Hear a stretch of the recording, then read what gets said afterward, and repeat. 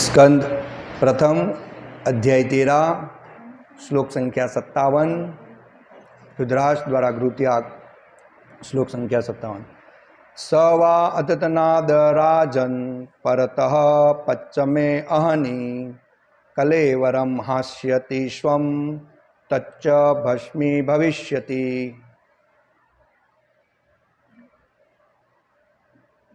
श्रील प्रभुपाद के द्वारा अनुवाद और तात्पर्य। श व वा संभवतया अध आज तनात से राजन हे राजन परतः आगे पच्चमे पांचवे अहनि दिन कलेवरम शरीर हास्यति छोड़ देंगे स्वम अपनी इच्छा से तत वह च भी भस्मी राख भविष्यति हो जाएगा। श्रील प्रभुपाद के द्वारा अनुवाद तात्पर्य और भावार्थ। हे राजन, संभव यह है कि वे आज से पांचवें दिन अपना शरीर छोड़ देंगे और उनका शरीर राख हो जाएगा। तात्पर्य। नारद मुनि की भविष्यवाणी ने युधिष्ठिर महाराज को उस स्थान को जाने से रोक दिया जहां उनके ताऊ रह रहे थे, क्योंकि अपनी योग शक्ति से अपना शरीर त्यागने के बाद भी धृतराष्ट्र को किसी दाह संस्कार की आवश्यकता न थी। नारद मुनि ने संकेत किया कि उनका शरीर स्वतः जलकर भस्म हो जाएगा। योग पद्धति की सिद्धि ऐसी ही योग शक्ति से प्राप्त हो जाती है।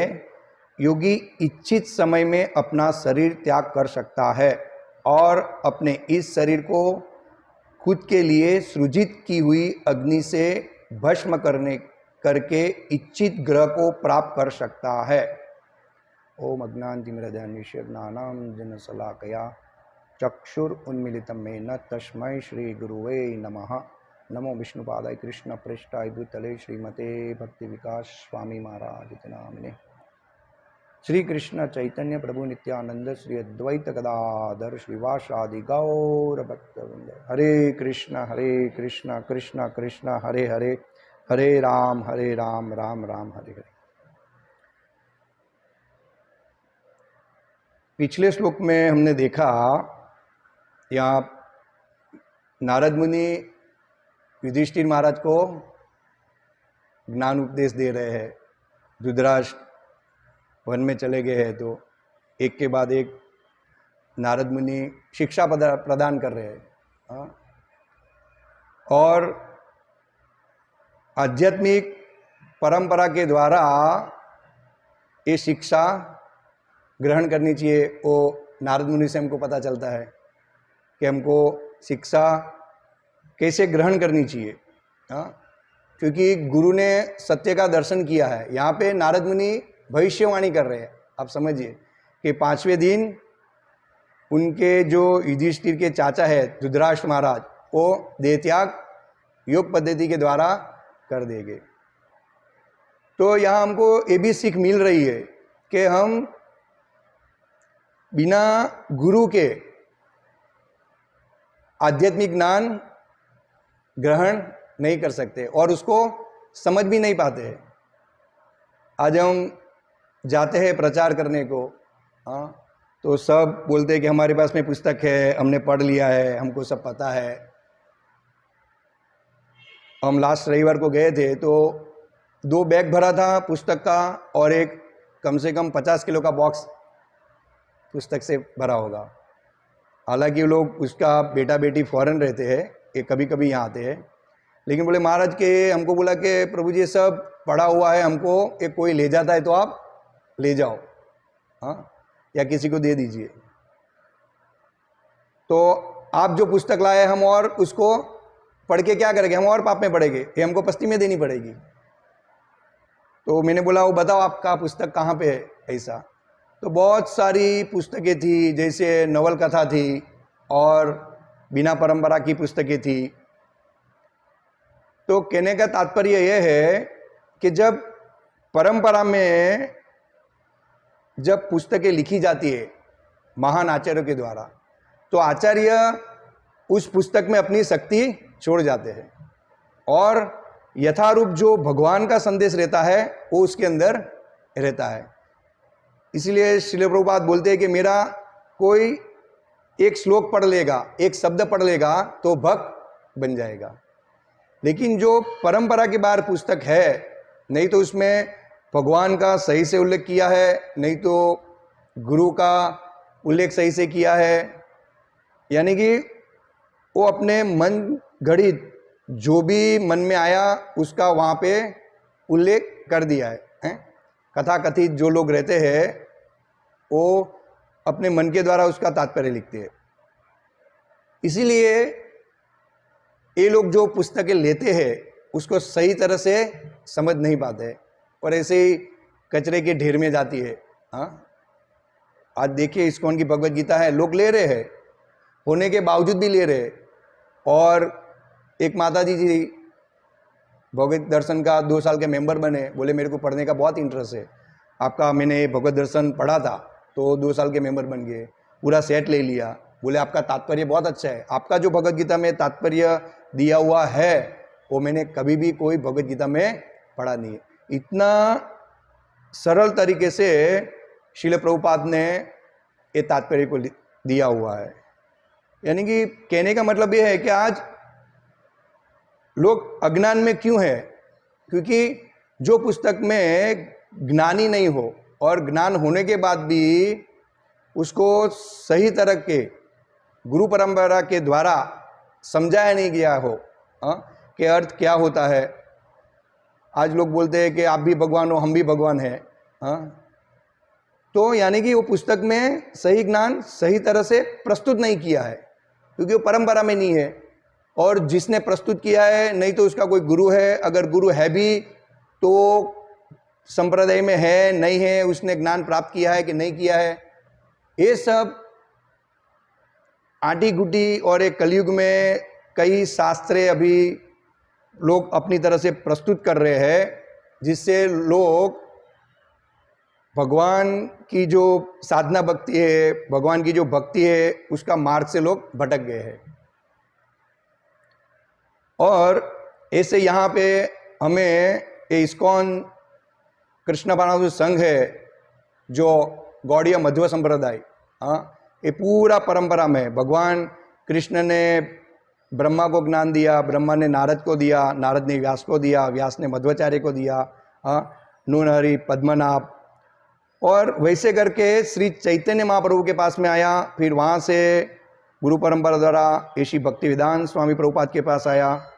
और जो भगवान ने यथारूप एक ज्ञान ब्रह्मा जी को दिया था, वही परंपरा द्वारा श्रील प्रभुपाद यहाँ पे इसको प्रस्तुत कर रहे हैं। और इसकी वाणी सुनने से, इसके शब्द सुनने से हम समझ सकते हैं कि श्रीमद् भागवतम में भगवान और भक्तों का आदान प्रदान कैसा है, नारद मुनि कैसे उपदेश दे रहे, उसको हम कैसे सरलता से समझ रहे हैं। हम सरलता से समझ रहे हैं इसीलिए क्योंकि श्रील प्रभुपाद ने इसको परंपरा द्वारा ग्रहण किया है और हमको एज इट इज़ उसको दिया हुआ है। और हमने ऐसे गुरु की शरण ली है जिसने ये सत्य जाना है। तो सभी को इस तरह से इस ज्ञान को ग्रहण करना चाहिए, जिसे हम कौन से स्तर पे है और हम क्या पढ़ रहे हैं, जीवन का उद्देश्य क्या है, ये हम इस पुस्तक से समझ पाए। तो धृतराष्ट्र महाराज गृह त्याग कर रहे हैं और यहाँ पे नारद मुनि भविष्यवाणी कर रहे हैं। नारद मुनि की भविष्यवाणी ने युधिष्ठिर महाराज को उस स्थान को जाने से रोक दिया। नारद मुनि ने युधिष्ठिर महाराज को उस स्थान पे जाने से रोक दिया, क्योंकि नारद मुनि जानते थे कि 5वें दिन जो धृतराष्ट्र महाराज है वो योग शक्ति के द्वारा अपना शरीर त्याग देंगे। लेकिन युधिष्ठिर महाराज को पता नहीं था। हाँ, वो नारद मुनि ने बताया। इसी तरह हम कुछ गलती करते हैं या कुछ अज्ञानवश हमारा विचार दूसरी ओर चला जाता है, तो गुरु हमको सही राह दिखाते हैं। हाँ, और वाणी सेवा और वपु सेवा। वपु सेवा यानी कि गुरु की हम पास में रह के जो आज्ञा रहते हैं वो सेवा करते हैं, और वाणी सेवा यानी कि गुरु की ने जो उपदेश दिया है, जो वाणी दी है, जो संदेश दिया है, जो आज्ञा दी है, जब हमारे गुरु पास में नहीं रहते लेकिन फिर भी हम वाणी सेवा के द्वारा हम उसके पास में रहते। तो ये जो श्रीमद् भागवतम में श्लोक है, अर्थ है, अनुवाद है, उसके द्वारा हम भगवान के निकट रहते हैं और गुरु के निकट रहते हैं और हम जान पाते हैं। तो ये सब हमको इस श्लोक से मिलता है कि नारद मुनि भविष्यवाणी कर रहे हैं, और यहाँ हमको भी ये श्रीमद् भागवतम भविष्य में क्या होने वाला है, कलयुग का कितना साल है, कैसे कैसे लोग अज्ञान में आएंगे, हाँ, कैसे लोग और इंद्रिय तृप्ति की ओर आगे जाएंगे, हाँ, और कैसे धर्म से विहीन हो जाएंगे, ये पूरा श्रीमद् भागवतम में भविष्यवाणी की है। तो नारद मुनि का कहने का है कि अभी आप वहां पे जाओगे तो भी उसका कुछ मीनिंग नहीं है, क्योंकि जो धृतराष्ट्र महाराज है वो अष्टांग योग के द्वारा सब भौतिक कर्मों, भौतिक इंद्रिय से पर हो गए हैं, तो उसको समझाने का कोई फायदा नहीं है, और वो 5वें दिन शरीर छोड़ने वाले हैं। इसी तरह नारद मुनि आगाही कर रहे हैं और समझा रहे हैं, और फिर बोल रहे हैं कि इसकी संस्कार विधि करने की भी जरूरत नहीं है, क्योंकि अपनी योग शक्ति से अपना शरीर त्यागने के बाद भी धृतराष्ट्र को किसी दाह संस्कार की आवश्यकता नहीं थी। हम कलयुग में देख रहे हैं, पहले लोग योग कर रहे थे तो अपनी योग शक्ति के द्वारा वो खुद ही अग्नि को प्रज्वलित करके वो उसमें शरीर छोड़ देते थे और शरीर भस्मीभूत हो जाता था। लेकिन आज ये पॉसिबल है और पॉसिबल नहीं भी है। क्यों पॉसिबल नहीं है? इसलिए कि कलयुग है और हर एक बद्ध जीव इंद्रिय तृप्ति में लगा है और अज्ञान में है। ज्ञान प्राप्त करने के लिए और भगवान की भक्ति करने के लिए और योग साधना के लिए उसके पास सही नहीं तो गुरु है, नहीं तो सही शास्त्र है, तो लोग नहीं कर पाएंगे, और कलयुग में पॉसिबल भी नहीं है। और सब लोग शरीर छोड़ रहे हैं। इससे हमें पता चलता है कि पहले लोग शरीर ऐसे छोड़ देते थे और आज हम मृत्यु की ओर जा रहे हैं। जैसे हमने कल बोला कि सब गारंटी दे रहे, सब चीज़ की लोग देख रहे हैं कि मृत्यु की गारंटी है और है, फिर भी लोग इसको गंभीरता से नहीं ले रहे। हाँ, युधिष्ठिर महाराज को तो मानो कि विदुर जी ने उपदेश दिया कि भाई आप अभी सब छोड़ के वन में चले जाओ, हाँ, अभी लास्ट टाइम है और आप पूरा इंद्रिय तृप्ति करते रहोगे तो दूसरा जन्म आपका सही नहीं होएगा, तो आप भगवान का ध्यान धरो। तो आज हम देख रहे हैं, तो आज कौन भगवान का ध्यान धर रहा है? हाँ, थोड़े बहुत जानते हैं, और हमारा सौभाग्य है कि हमको इस्कॉन संप्रदाय मिला है और हम घर घर जाके सबको बताते हैं कि आप पढ़िए पढ़िए पढ़िए, हाँ, आपका उद्देश्य देखिए, हाँ, जीवन का लक्ष्य देखिए, आप कहाँ जा रहे हो। इतना सब भक्त रिस्क ले रहे हैं, हाँ, सब, फिर भी लोग समझ नहीं रहे। लेकिन भक्त जैसे श्रील प्रभुपाद दयालु थे, 70 साल की उम्र में प्रभुपाद पाश्चात्य देश में गए, हाँ, और कैसे कैसे वहाँ श्रील प्रभुपाद रहे। लेकिन प्रभुपाद बोले कि मेरी गुरु की आज्ञा है और वही मेरे लिए सर्वोपरि है। तो प्रभुपाद जहाँ गए वहाँ उसका कृष्ण का स्मरण तो था ही, लेकिन हमेशा वाणी सेवा द्वारा श्रील प्रभुपाद ने अपने गुरु भक्ति सिद्धांत सरस्वती ठाकुर को अपने हृदय में रखा था। जहाँ भी गए कि मेरे की गुरु की आज्ञा है, और गुरु जब कोई आज्ञा देता है तो उसके पीछे शक्ति छोड़ देता है, हाँ, और उस पर विश्वास होना चाहिए कि गुरु ने जो आज्ञा दी है वो भगवान की आज्ञा है, फिर मेरे को आगे पीछे कुछ देखना नहीं है। वैसे करके श्रील प्रभुपाद चले गए मालवाज जहाज में। हाँ, कितना तूफान आया, अटैक आ गया प्रभुपाद को, फिर भी प्रभुपाद हिम्मत नहीं आ रहे। और वहाँ जब वो बोस्टन बंदर पे उतरते हैं और सब देखते हैं, तो प्रभुपाद सोच रहे कि लोग ऐसे ही बोले कि महाराज आप वापिस चले जाइए, हाँ यहाँ बहुत सारे हैं, ऐसे प्रभुपाद सोच रहे हैं कि ऐसा लोग मेरे को बोल देंगे। फिर भी प्रभुपाद अपने गुरु में श्रद्धा थी, कृष्ण पे श्रद्धा थी कि नहीं, मेरे को आदेश है मेरा गुरु का। वो श्रद्धा और आदेश प्रभुपाद हमेशा कृष्ण का स्मरण करते। एक क्षण के लिए भी प्रभुपाद ने विस्मरण नहीं किया होगा। और वहाँ जाते हैं, वैसे वैसे प्रभुपाद वहाँ पे प्रचार करते हैं, कुछ साधन नहीं है, और ऐसी ऐसी जगह पे प्रभुपाद रहे हैं कि एक ही फ्रिज में ऊपर कोई मांस रखता है और नीचे प्रभुपाद शाकाहारी आइटम रखते थे, दूध मक्खन, वो भगवान को भोग के लिए रखते थे। यहाँ तक कि वो चक्कू मारने को भी प्रभुपाद को शायद आए थे, फिर भी प्रभुपाद डगे नहीं। सोचो 70 साल की उम्र में, हाँ, और हमको प्रभुपाद ने इतनी मेहनत करके पूरा, आप समझो कि ब्रह्मांड की, हम पूरा ब्रह्मांड का भी ऐश्वर्य दे दे इसके सामने, तो हम प्रभुपाद का ऋण नहीं चुका पाएंगे कभी भी। वो प्रभुपाद ने हमको दिया है। तो यहाँ नारद मुनि भी यही समझा रहे युधिष्ठिर महाराज को, हाँ, कि भौतिक जगत की आपको अभी चिंता करने की जरूरत नहीं। आपका चाचा क्या करेंगे, चाची क्या करेंगे, हाँ, कि उसका देह त्याग कैसे होएगा, वो अगर शरीर छोड़ दिया तो उसको कौन ले जाएगा। लेकिन यहाँ नारद मुनि बता रहे हैं कि आपको वहाँ जाने की जरूरत नहीं। उसका जो लेवल है वो ऐसा है कि वो स्वयं अग्निदाह दे के वो अपना शरीर छोड़ के उच्च लोक में जा सकते हैं। और फिर नारद मुनि बता रहे हैं, नारद ने संकेत किया कि उनका शरीर स्वतः जलकर भस्म हो जाएगा। योग पद्धति की सिद्धि ऐसी ही योग शक्ति से प्राप्त की जाती है। योगी इच्छित समय में अपना शरीर त्याग कर सकता है और अपने इस शरीर को खुद के लिए सृजित की हुई अग्नि से भस्म करके इच्छित ग्रह को प्राप्त कर सकता है।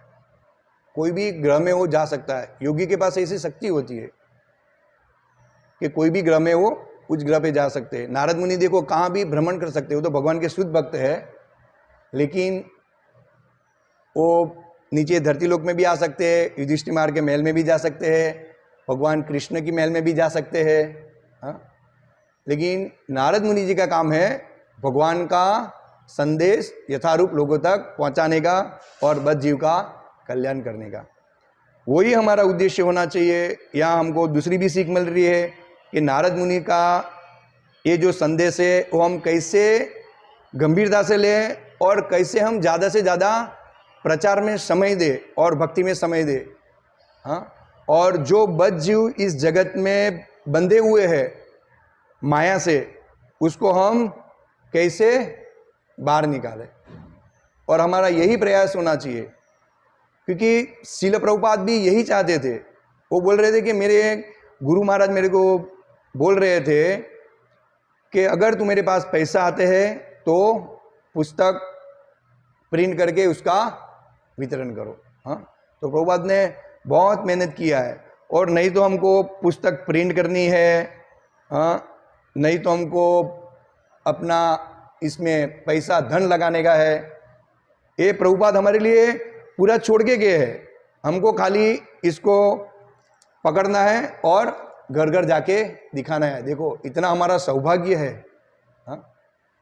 और यही हमें सब रियलाइज करना चाहिए पुस्तक वितरण के टाइम पे, कि जैसे हमको कंटाला आता है, विष्णु दामोदर कोई भक्त मेरे साथ में रहते हैं तो बोलते प्रभु जी अभी ये 2 माला चढ़े के बहुत थक जाते हैं, नीचे नीचे का पता देते हैं। भक्त को ऐसा होता है, लेकिन भक्त का ऐसा कॉन्शियस नहीं रहता है, लेकिन कभी थक जाता है तो ऐसा बात करता है। लेकिन हमें ऐसा सोचना चाहिए कि यहाँ नारद मुनि जब युधिष्ठिर महाराज को सब समझा रहे हैं, उसी तरह हमें कोई भी बद्ध जीव रह नहीं जाए। हो सकता है कि हमारी एक पुस्तक के बाद वो भक्त बन सके, हो सकता है वो कृष्ण का स्मरण कर सके, हाँ, वो भक्ति में आ सके। इसलिए हमें पूरा दिल से, पूरा हृदय से पुस्तक वितरण का ये लाभ उठाना चाहिए। हमें ये यथारूप संदेश हमें घर घर देना चाहिए, वरना सभी ये बद जीव टीवी देखने में, सोने में, काम में, इंद्रिय तृप्ति में पूरा समय बिता देंगे और हमें रियलाइज भी होता है हम जाते हैं तो। आज भक्तों का संग है तो हम डिस्ट्रीब्यूशन कर रहे हैं, हम अकेला डिस्ट्रीब्यूशन नहीं कर पाएंगे। एक दिन जाएंगे, 2 दिन जाएंगे, फिर हम नहीं जा पाएंगे। हम भक्ति में टिके रहे, इसका कारण ही ये है, भक्तों का संग और डिस्ट्रीब्यूशन। ये हमारे पाए है। हाँ, बीम कॉलम है। जैसे हम ये बिल्डिंग खड़े करते हैं तो उसको बीम और कॉलम की जरूरत पड़ती है। तो यही प्रभुपाद बताते कि पुस्तक हमारा आधार है। तो अगर हम आधार से दूर हो गए तो हम, जैसे भूकंप आता है ऐसे बिल्डिंग कैसे गिर जाता है वैसे हम गिर जाएंगे। तो और पुस्तक में पढ़नी भी है और बद्ध जीव का कल्याण भी साथ साथ में करने का है। यही हमारा भाव होना चाहिए श्रील प्रभुपाद के लिए, भगवान श्री कृष्ण के लिए, अपने गुरु के लिए, क्योंकि हम बहुत मृत्यु के निकट जा रहे हैं।